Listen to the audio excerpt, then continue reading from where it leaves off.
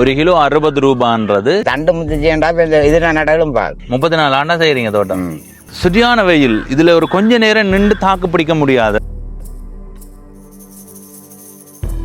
தோட்டம் சில நேரம் அள்ளியும் தரும், சில நேரம் கொண்டும் போடும். அண்ணளவா 3000 கிலோ தான் வரும். 3000 கிலோ கேட்டாலே கவலையா இருக்கப்பா. இப்போ அங்க இருந்து இங்க வருது ஜாமான், இங்க இருந்து அங்க போகுது இல்லை.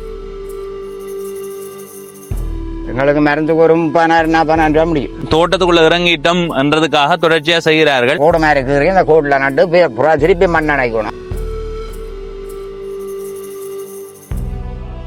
வணக்கம் நண்பர்களே, நான் உங்கள் நண்பன் தட்சணாமூர்த்தி பவனீசன். இப்ப நான் எங்க நிக்கிறேன்டா, ஈழத்துல யாழ்ப்பாணம் மாவட்டத்துல கோப்பா என்ற இடத்துல இந்த பகுதியில இருக்கிற கோவா தோட்டத்தை உங்களுக்கு காட்ட போறேன். இந்த பயிற்சிகை தொடர்பாகவும் இந்த தோட்டத்தினுடைய உரிமையாளரிடம் கேட்டறிந்து அந்த தகவல்களை உங்களோடு பகிர்ந்து கொள்ள போறேன். வாங்க உள்ளுக்கு போகலாம். இந்த மாதிரி தோட்ட வழிகளுக்கு வரும்போது இருக்கிற மகிழ்ச்சி என்றது சொல்லில் அடங்காதது. அடுத்தது மிகச் சோகமான ஒரு தகவல் என்ன தெரியுமா? இப்ப வெயில் காலம் தொடங்கிவிட்டது. பங்குனி வெயில் பள்ளக்காட்டும் என்று சொல்வார்கள்.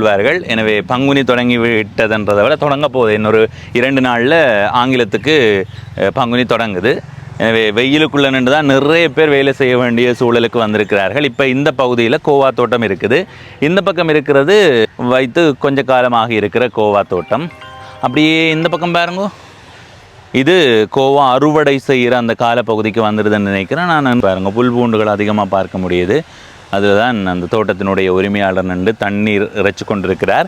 இந்த மாதிரியான வெயிலுக்குள்ள வரும்போது தான் இந்த தோட்டத்தில் இருக்கிற அந்த கரைச்சல்ன்றது தெரியுது. உண்மையிலேயே சரியான வெயில், இதில் ஒரு கொஞ்ச நேரம் நின்று தாக்கு பிடிக்க முடியாது. ஆனால் அந்த ஐயா அதுக்குள்ளே நின்று நீர் இறைச்சி கொண்டு இருக்கிறார். இதே மாதிரி தான் தோட்டம் செய்கிற ஒவ்வொருவருடைய நாளாந்த வாழ்க்கை. அதுவும் இந்த பங்குனி தொடங்கினாலே சரியான வெயிலாக இருக்கும். இப்போ நாங்கள் கிணத்தடிக்கு வந்தால் இந்த இடத்துக்கு வரணும்.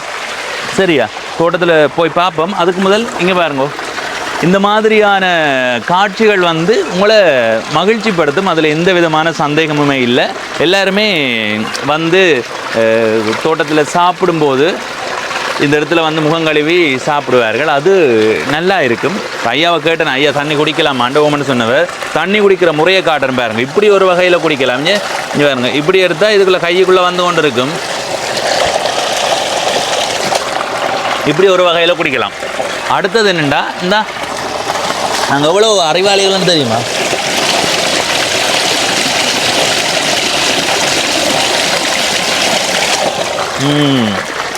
அடுத்தது இந்த கடுமையான வெயிலுக்குள்ளே இந்த குளிர்மையான தள்ளியும் அள்ளி அம்மா சொல்லி வேலை இல்லை. காலையும் கழுவி போட்டு ஐயாவோட போய் கதைப்போம். அதுக்கு முதல் இந்த தோட்டத்தடியில் நின்று என்னுடைய பழைய நினைவு ஒன்றை பகிர்ந்து கொள்கிறேன். எங்களுடைய வீட்டு சூழலில் வாழை தோட்டங்கள் இருக்குது. நாங்கள் படிக்கிற காலத்தில் பள்ளிக்கூடத்துக்கு போகிறதுக்கு முதல் குளித்து வலிக்கிடணும் தானே. அப்போ குளிக்கிறதுக்காக எங்களுடைய வீட்டில் கிணறு இருந்தாலும் இப்போ இருக்கிற மாதிரி நீர் இறைச்சி வர மாதிரி இல்லை. மோட்டர் இருக்குது, நீர் தாங்கி இருக்குது, தண்ணி திறந்தால் தண்ணி வரும். அப்படி இல்லை, நாங்கள் அள்ளி குளிக்கணும். ஆனால் படிக்கிற காலத்தில் நாங்கள் வேகமாக குளிக்கணும். அள்ளி குளித்தா நேரம் போகும். அதை விட அந்த குளிருக்குள்ளே அள்ளி குளிக்க நல்லா இருக்காது. நாங்கள் சூடாக குளிப்போம் போட்டு என்ன செய்கிறேன்னு சொன்னால், வாழை தோட்டங்களுக்கு நீர் இறைச்சி கொண்டிருப்பார்கள். எங்களுடைய அந்த வீட்டு பக்கத்தில் இருக்கிற வாழை தோட்டத்தை கட்டணம்பாத்தி வாழை தோட்டம்னு சொல்கிறது. அந்த வாழை தோட்ட பகுதியில் அந்த கட்டணம்பாத்தி கிணத்தடியில் எனக்கு தெரிஞ்சு 6-7 பேர் வாழை தோட்டம் வச்சிருக்கிறார்கள். அப்போ அந்த 6-7 பேரும் நீர் இறைக்கும் போது ஒன்றை விட்டு ஒரு நாளைக்கோ அல்லது ஒரு வாரத்தில் 5 நாட்கள் நீர் இறைக்கிற மாதிரி இருக்கும். எனவே விடிய நேரத்துக்கு நீர் இறைக்க தொடங்கிடுவார்கள். நாங்கள் விடிய எழும்பின உடனே நேரடியாக கிணத்தடி ஓடி போய் இந்த மாதிரி நீர் இறைச்சி கொண்டிருப்பார்கள். அதில் இருந்து கடக்கடான்னு அள்ளி குளித்து தயாராகி விட்டு பள்ளிக்கூடம் போகிறது. எனவே அதை நினைச்சு பார்க்கும்போது நல்லா இருக்கும். அப்படி எங்களுடைய அந்த வாழ்க்கை இருந்தது. இப்போ என்னதான் ஒரு பூட்டிய அறைக்குள்ளே நின்று தூவல் தண்ணி போட்டு குளித்தாலும் அல்லது மோட்டரை போட்டுட்டு அதில் இருந்து குளித்தாலும் இந்த மாதிரி தோட்ட வழிகளில் போய் குளித்த அந்த நிலைமையையும் நினைவுகளையும் மீட்டு பார்க்கும்போது வர மகிழ்ச்சி எப்போவுமே இருக்காது. என்ன குளிப்பு நினைவை ஞாபகப்படுத்துன்னு சொன்னாலே அங்கே போடுவோம். அதே மாதிரி வன்னியில் இருக்கிறவர்கள் ஆற்றில் வாய்க்காலில் குளிப்பார்கள். அப்போ அவர்களுக்கெல்லாம் அது ஒரு நினைவு. அப்போ இந்த காலம் மாறி மாறி மாறி இலகுபடுத்தலுக்காக தண்ணியை திறந்தமா குளிச்சமா போனோமாமண்டு இருக்கிறோம். இப்போ அதெல்லாம் கவலையாக இருக்குது இந்த வாழ்க்கை முறை மாற்றங்களை நினைக்கும் போது. இப்போ நாங்கள் இந்த தோட்டத்துக்கு போவோம். இதில் கோவா அறுவடை செய்கிற ஓரளவு காலப்பகுதிக்கு வந்துடுதுன்னு நான் நினைக்கிறேன். ஆனால் இதில் பாருங்க, அந்த கோவா முட்டை இருக்குல்ல, அது ஓரளவு சின்னனாக இருக்குங்க. இதில் பெருசாக இருக்குது. இந்த இடத்துல எல்லாம் பாருங்க நல்ல பெருசாக இருக்குங்க. இப்படி வரணும் எல்லாம். அப்படி வந்தால் தான் நல்லா இருக்குமேண்ணே. இப்படியே பாருங்க. ஐயோ மண்டையை பிளக்குதாப்பா வெயில். வாங்க போவோம். இதால் நடந்து போவோம். மேஞ்சலுங்க பாப்போம். நீர் வச்சுக்கொண்டு கேட்க நாங்கள் அதால் போகாமல் இதால் போவோம். நீர் வேறு தெரிஞ்சு இந்த இடத்துல எல்லாம் முட்டையே காணையில் எஞ்ச பாருங்க. கூடுதலாக சொல்லுவேனும் கோவா மருந்து பயிரண்டு நிறைய மருந்துகள் அடிக்கணும். அந்த அளவுக்கு நிறைய பூச்சி தாக்கங்கள் இந்த கோவாவை தாக்கும். இதுக்குள்ளே கரட்டு நாட்டு இருக்குது. கரட் இல்லை, பீட்ரூட்.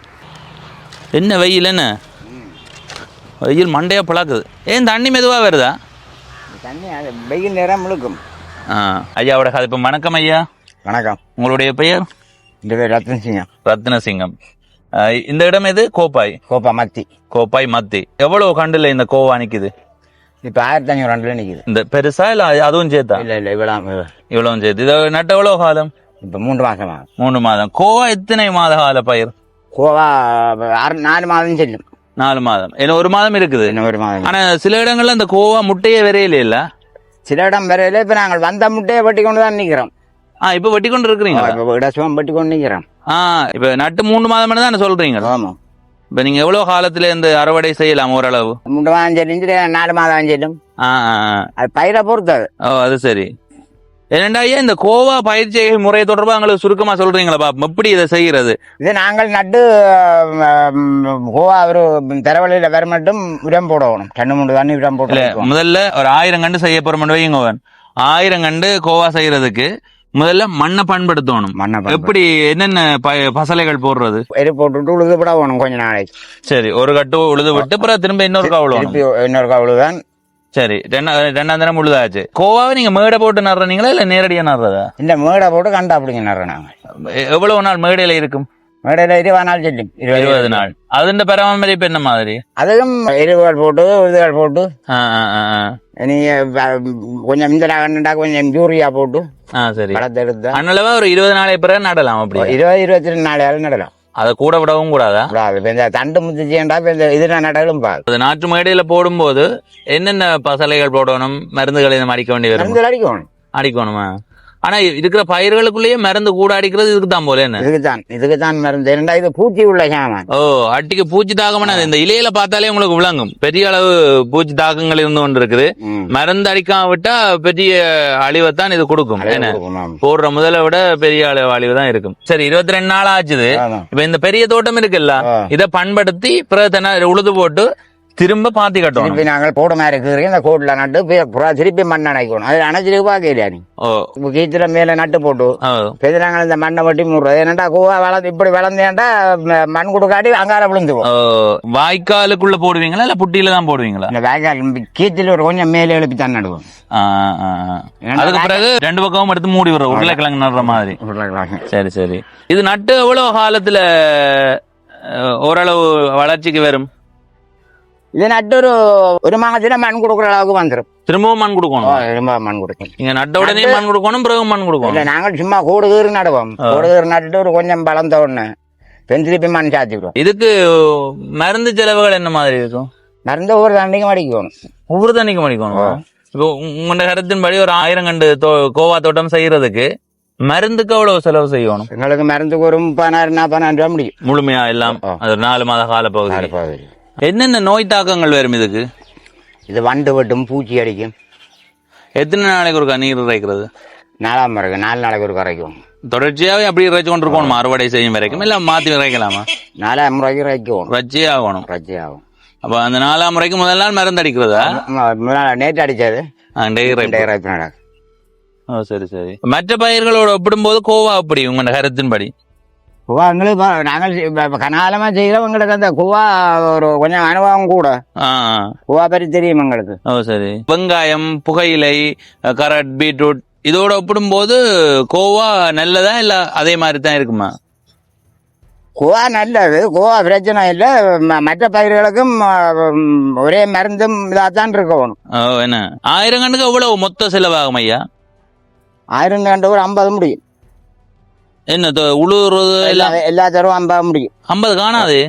50 காணாது. அப்ப நாங்கள் கூலி செய்கிறதால கொஞ்சம் எங்களுக்கு நீங்கள் இதுக்குள்ள நின்றா எல்லாமா சேர்த்து 50,000 காணும். 50 காணும். ஆனா அதுவே ஆக்களை வச்சு செய்யறேன்னா அது 3-4 மடங்கா மாறும். அவர் லட்சம் காணாது.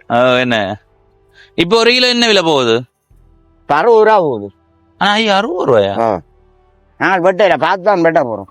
1000 கண்டுல எத்தனை கிலோ அறுவடை செய்யலாம்? 3000 கிலோ கிட்ட வரும். அன்னளவா 3000 கிலோ தான் வரும். 3000 கிலோ வேற தாழ சிலது கூடலாம் குறையலாம்.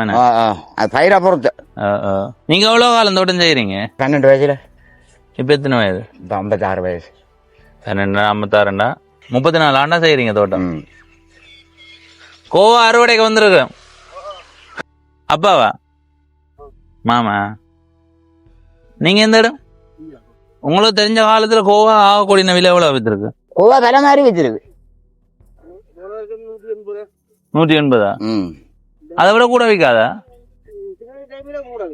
இதுல ஒரு 1000 கண்டுல எத்தனை கிலோ வரும்?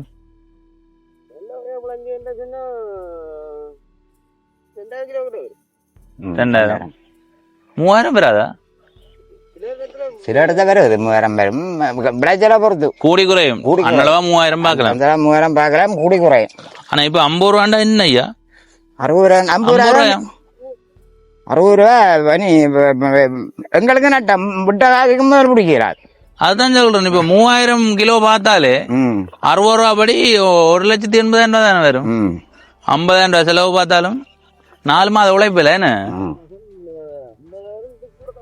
50 கூட முடியுமா? சரி 80,000 ரூபாய் செலவு பார்த்தா 1 லட்சம் தான் வருமானம்.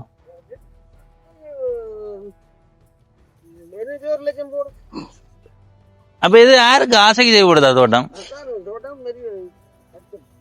தோட்டம் சூது மாதிரி தோட்டம் சில நேரம் அள்ளியும் தரும், சில நேரம் கொண்டும் போடும். என்ன இப்ப இந்த முறை நீங்க பாத்தீங்கன்னா இப்ப 60 ரூபா விக்குதுண்டா. சரி 3000 கிலோன்னு பார்த்தா 6 3 18 1,80,000 ரூபா. நீங்க அடிப்படையில நீங்க போடுற உழைப்பு நீங்க வந்து நீர் இறைக்கிறது எல்லாம் போட்டு பார்த்தா 1,50,000 செலவு பார்க்கணும். என்ன 4 மாதம் இல்ல கடவுளே.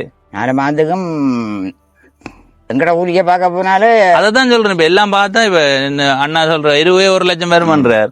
நீங்க சொன்ன செலவே 50,000. அதை விட நீங்க வினக்கிறது. ஆனா சில வழிகள்ல அதான் என்ன அந்த பாக்கியம் சொல்லி வேணும். கேட்டாலே கவலையா இருக்கப்பா. வெங்காயம் எல்லாம் சரியான விலை குறைவுதான். என்ன விக்கிர காலத்துல ஒரு இறக்குமதி கொண்டு வரும். அது முந்தி ஒரு கொழும்பு ஒரு காலம் ஓடுனது. இப்ப பயிர் ஒழிஞ்சம் தாக்கம் இல்லாம வித்தம். இப்ப அங்க இருந்து இங்க வருது ஜாமா, இங்க இருந்து அங்க போகுது இல்ல. என்ன அதான் பிரச்சனை. இறக்குமதி எல்லாம் கூடிட்டு கேட்கவே கவலையா இருக்கு. என்னடா 3000 கிலோ அண்ணளவு. ஆனா 3000 கிலோவா சிலது வராதாம். ஒரு 2000 அந்த மாதிரி பாக்கலாமாம். சிலது அதை விட கூடவும் வரும். 4000 5000 வரலாம். 3000 கிலோன்னு பார்த்தாலே 60 ரூபாண்டா பாருங்கவன். இப்ப நிலைமை மோசம்தான். இப்ப இதை பார்க்கும்போது ஐயா வெயிலுக்குள்ள வர்ற சிரமத்துக்கான பலன் இல்ல இந்த பயிர்ல. ஆனாலும் தோட்டத்துக்குள்ள இறங்கிட்டோம் என்றதுக்காக தொடர்ச்சியா செய்கிறார்கள். எப்போதோ ஒரு நாள் கொஞ்சம் கடவுள் கூடவா தருவார். என்ன ஒற்று பயிரை மட்டும் செய்தா சரி வராது. என்ன தோட்டம் செய்யறவர்கள் கூடுதல் என்னன்னா ஒரு 5000 கண்டு தோட்டம் வச்சிருந்தா ஒன்றுல கரட், ஒன்றுல பீட்ரூட், ஒன்றுல கோவா அந்த மாதிரி போடேக்க அதுல பாதிப்பு தெரியாது. தனியா ஒன்றை மட்டும் செய்தா இப்ப 60 ரூபா இதுண்டா இவ்வளவு மோசம். இது 60 ரூபா விற்க கரட் ஒரு 500 ரூபா வித்துச்சா 500 ரூபாவில அந்த தோட்டம் உயர்த்தி விடும். இப்ப யாழ்ப்பாணத்துல நீங்க கூடுதல் அவதானிச்சிங்கன்னு சொன்னா வெங்காயம் 500 ரூபா விற்குதுன்னா 3 மாதத்தால எல்லாரும் வெங்காயத்தை நட்டு விடுறது. அப்படியான ஒரு நிலைமைன்றது இருக்கு. விலை எப்ப விற்குதோ அப்ப நட தொடங்க வேணும். அப்படி செய்யக்கூடாது. அந்த காலத்துலதான் நடலாம்.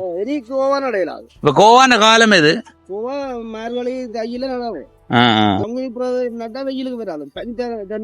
இது பனி சாதவா இருக்கணும். இப்ப வெயிலால இதுக்கு பாதிப்பு இல்லையா?